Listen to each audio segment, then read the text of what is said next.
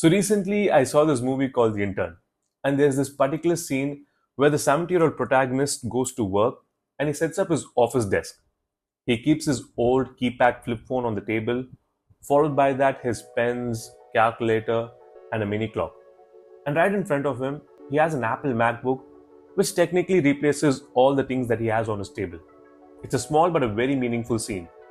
And it made me think, what would it be like if we take a small step back from the latest technology? I'm Brian, and let's get started.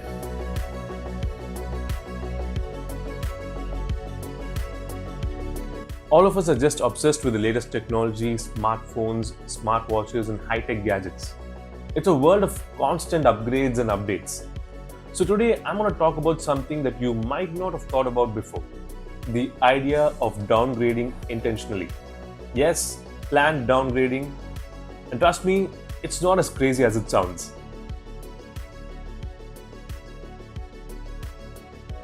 Planned downgrading is a conscious choice to take a step back from high-tech devices and switch to simpler and less distracting and sometimes more reliable technology.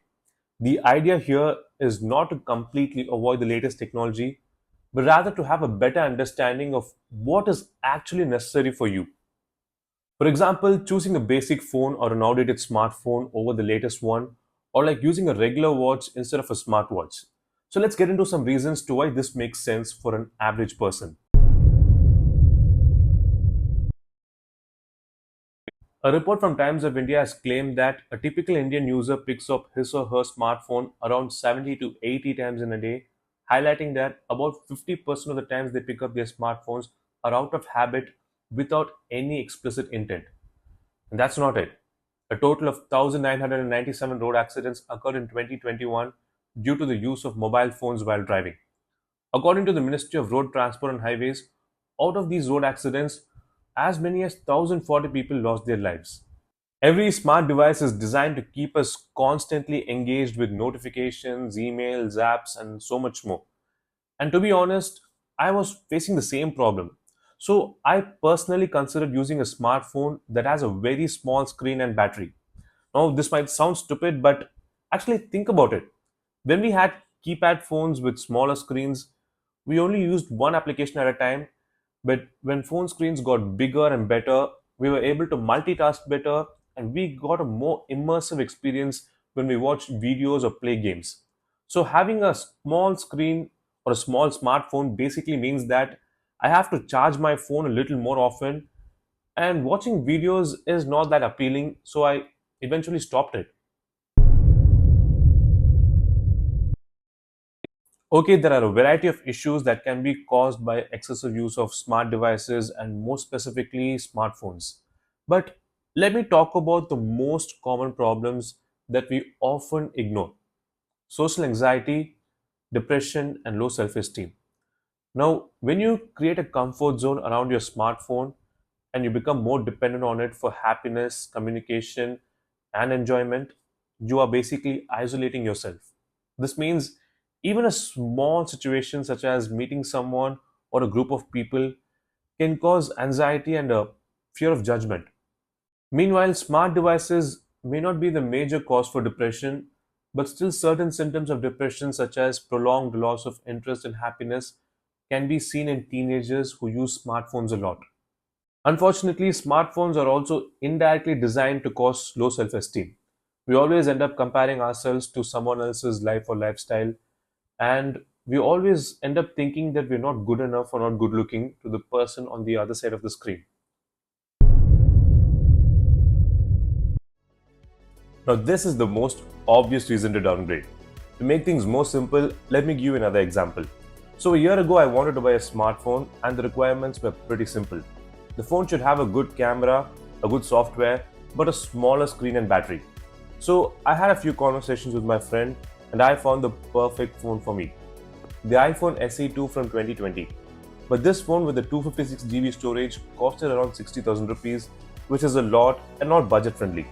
So I bought a refurbished version of the same model for 21,000 rupees from Cashify. Now, I'm not suggesting that all of you should buy refurbished phones because this is a very subjective topic. What I'm trying to prove here is that you can still buy a phone that has minor sacrifices from the latest technology without any loss in quality and also being budget friendly. So how do you start downgrading? Well, there are two things that you can do. First one is evaluate and second one is swap. Evaluate what's necessary. Take a look at your current devices. Now there's a smartwatch lying on your table, but is it really beneficial to your health or lifestyle, or is it just a distraction? We also have things like the smart speaker, which acts as a personal assistant in a household. I mean, the idea of it is good, it sounds nice, but is it a necessity?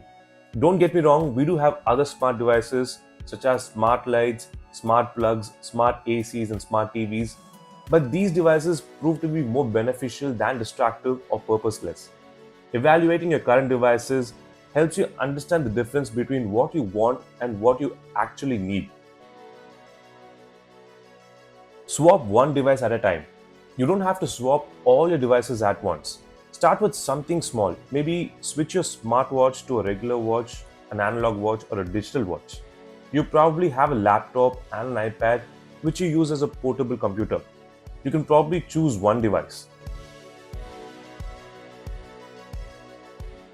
And more importantly, using your phone as your go-to camera, gaming device, your editing device, and television can seem beneficial, but does that device take up too much of your life because you use it for almost every single thing?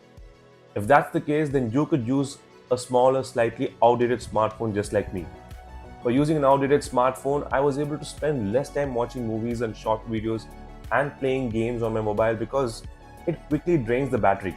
And I used to edit all my videos on my phone, and now I'm more accustomed to use my laptop. The best part is that there is no distracting notification on my laptop when I work. And remember, the goal isn't to reject technology completely, but to reduce how much it controls your life. Let me know in the comments if you're thinking about downgrading and if you've already made the switch. I'd love to hear your thoughts. And if you think this video will be helpful to someone you know, then do share it to them. Until then, thank you for watching. Take care. Bye bye.